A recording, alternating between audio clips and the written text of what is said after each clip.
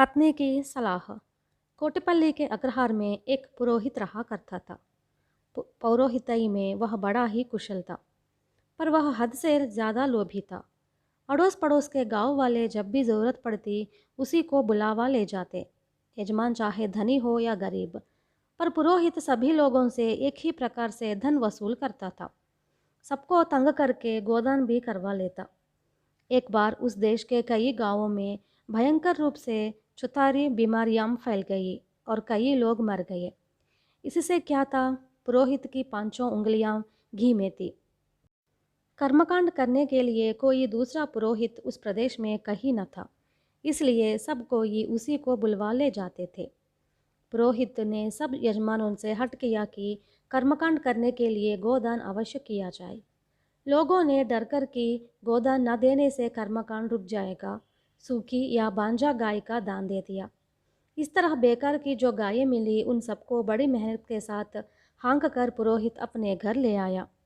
कुछ ही दिनों में देखते देखते पुरोहित के पास कई गायें जमा हो गई, लेकिन अब उसके सामने एक बड़ी समस्या पैदा हो गई। इतनी सारी गायों को कैसे चरावे, उन्हें चारा कहाँ से लावे। पहले उन गायों को वर्षा में भीगने से बचाने के लिए एक सोपंडी बनानी पड़ी। इसके पीछे पुरोहित के द्वारा जमा किए गए धन में से बहुत बड़ा हिस्सा खर्च हो गया। गायों के वास्ते चारा खरीदना चाहे तो बहुत से रुपये खर्च हो जाएंगे। चारा ना दे तो गायें मर जाएंगी, तब उस पर गोहत्या का पाप लगेगा। इसलिए पुरोहित खुद उन सभी गायों को चराने ले जाने लगा। इससे पुरोहिताई में बाधा पड़ी। कुछ दिन बाद उसे लगा कि वह दोनों तरफ से लूट गया है। कई दिन तक चराने के बाद भी कोई गाय दूध न देती थी। सब या तो बांझा थी या सूख गई थी।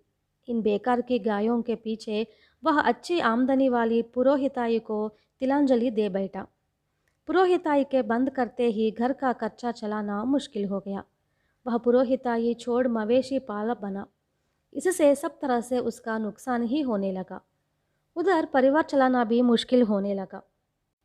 अगर किसी लड़के को गाय चराने के लिए नियत करना चाहे तो उसे 3 जून भरपेट खाना खिलाना होगा। पुरोहित की पत्नी बीमार थी। उसने साफ कह दिया कि वह नौकर को रसोई बनाकर खिला नहीं सकती। आखिर लाचार हो नौकर को भी वही पुरोहित रसोई बनाकर खिलाने लगा। गाय दुधारू न थी, इसलिए कड़ी मेहनत करने पर भी सब बेकार गई।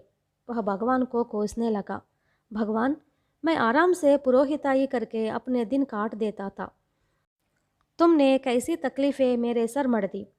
उसने यह समझने का कभी प्रयत्न नहीं किया कि उसका पुलोभन ही उसकी तकलीफ़ों की जड़ है और उसने यह तकलीफ़ जानबूझकर अपने सर मोल ली है।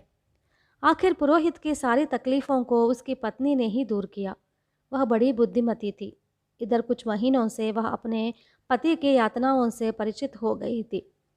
आप इस तरह चिंता करते बैठे रहेंगे तो कोई फ़ायदा ना होगा।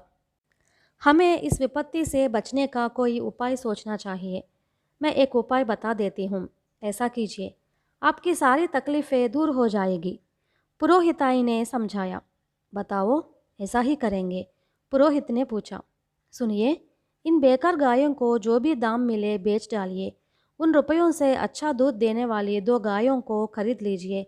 अगर कोई गोदान करना चाहे तो वे लोग गाय खरीदने के लिए जितने रुपये खर्च करना चाहते हैं वे रुपये आप ही लेकर उनसे बताइए कि गाय खरीद कर ले आएंगे। तब हमारी गायों में से एक को ले जाकर 3 दिन पहले उन यजमानों के घर बांध दीजिए, फिर उसी को दान में लेकर घर ले आइए। जिससे गायों को बेचने पर हमें काफ़ी रुपये मिल जाएंगे और घर में दुधारू गायें भी होगी। तब उनके चारे और चराने की बातें तो कोई समस्या भी ना होगी। पुरोहिताइन ने समझाया। ये बातें सुनते ही मानो पुरोहित की जान में जान आ गई। उसने बेकार की गायों को किसी कसाई के हाथ बेच दिया। इसके बाद वह अपनी पत्नी के कहे मुताबिक 2 दुधारू गायें खरीद ली।